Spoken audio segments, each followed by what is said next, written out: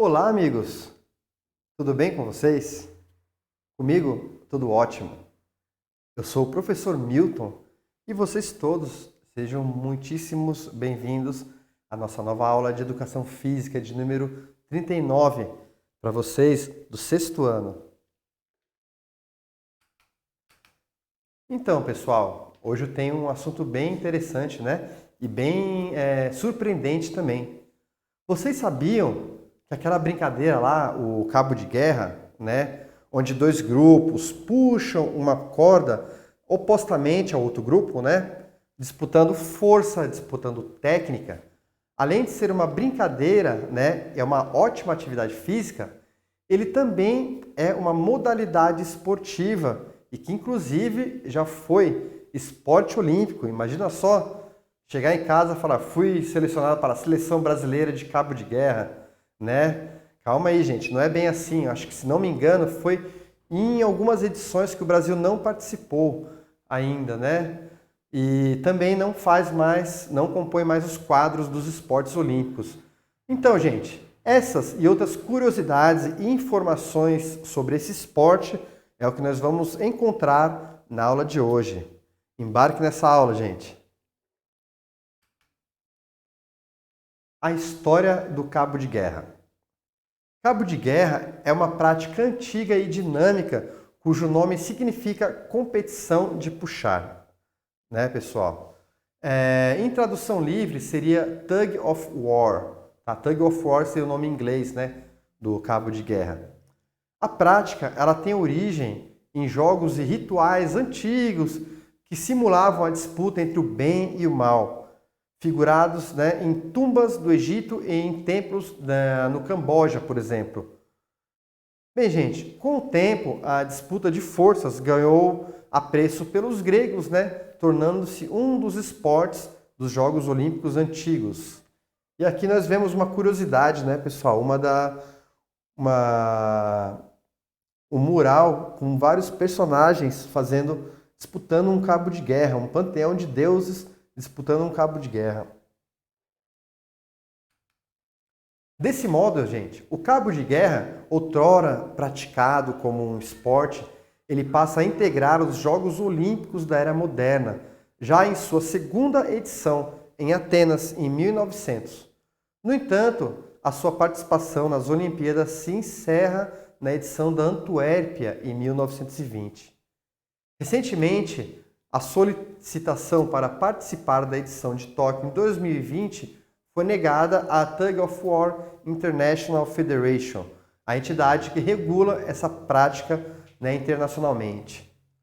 E aqui a gente vê, né, uma foto de uma competição de cabo de guerra sendo realizada antigamente também. Então, você vê que uma parte dos jogadores ficam sentados, né, e aqui só um atrás de pé puxando.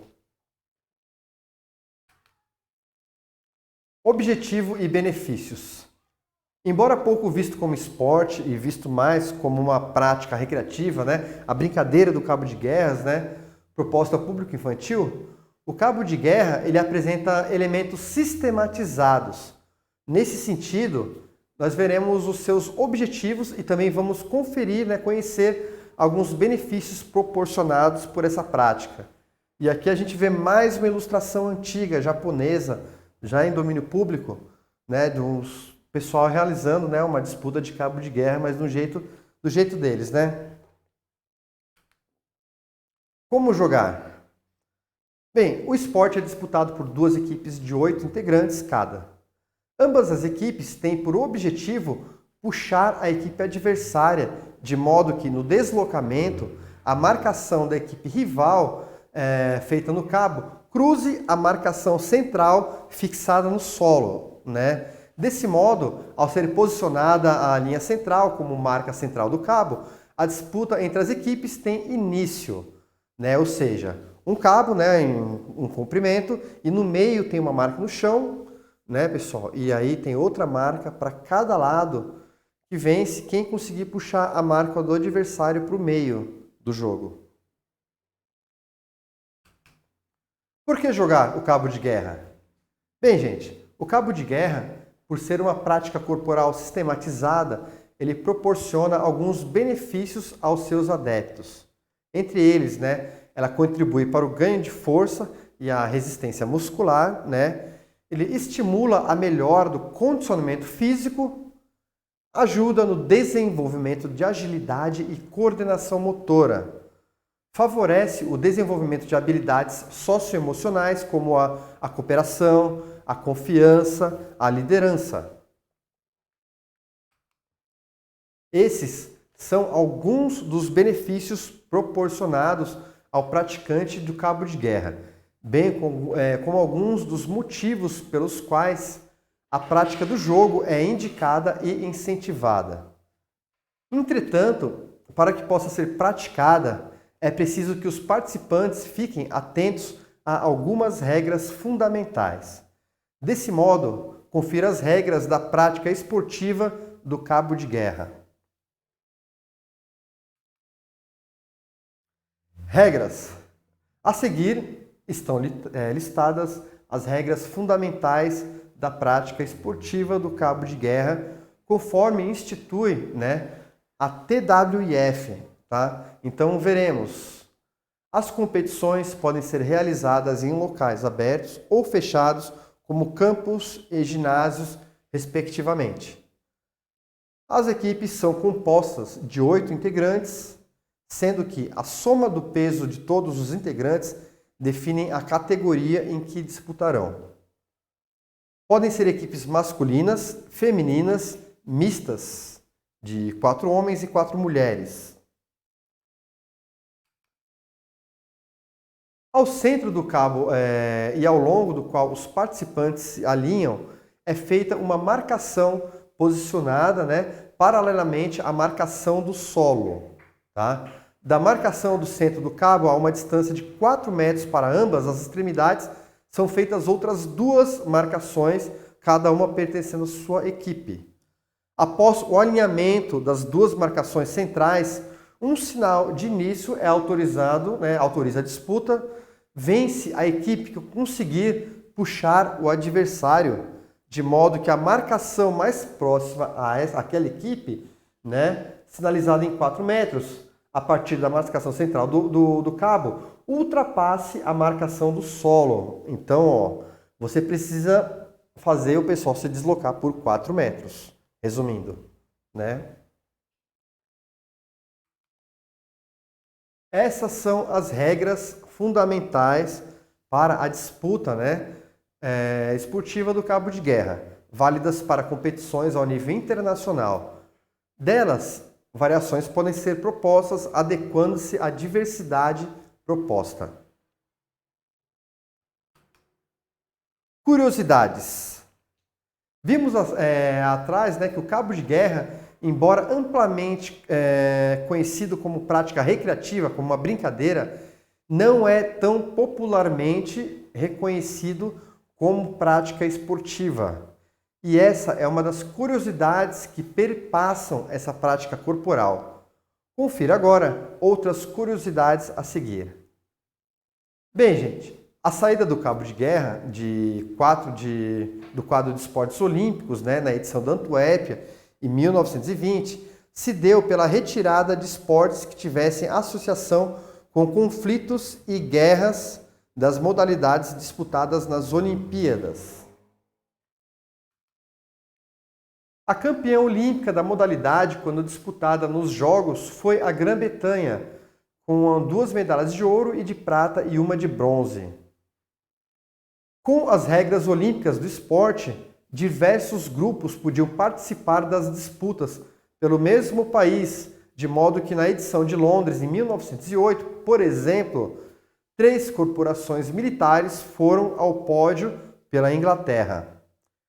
Embora não componha o quadro de esportes olímpicos, o cabo de guerra é um esporte de grande apreço em competições esportivas, como os Highland Games, né, realizados no verão e outono da Escócia, aquele país lá no lado da Inglaterra, né? Ou ainda, né, pessoal, no quadrenal The World Games. Então, alguns tipos de Olimpíadas, de competições, eles ainda têm o cabo de guerra como modalidade. Essas curiosidades a respeito do cabo de guerra expressam também aspectos de sua história e constituição como um esporte, né, e como um jogo mundialmente praticado. Vamos conhecer agora algumas curiosidades e fatos sobre o cabo de guerra em alguns países ao redor do mundo. No Japão, por exemplo. No Japão, né, o cabo de guerra, com esse nome, tsunahiki em japonês, é um elemento básico de festivais escolares esportivos. O cabo de guerra também é uma forma tradicional de orar por uma colheita abundante em todo o Japão e é um ritual popular em todo o país.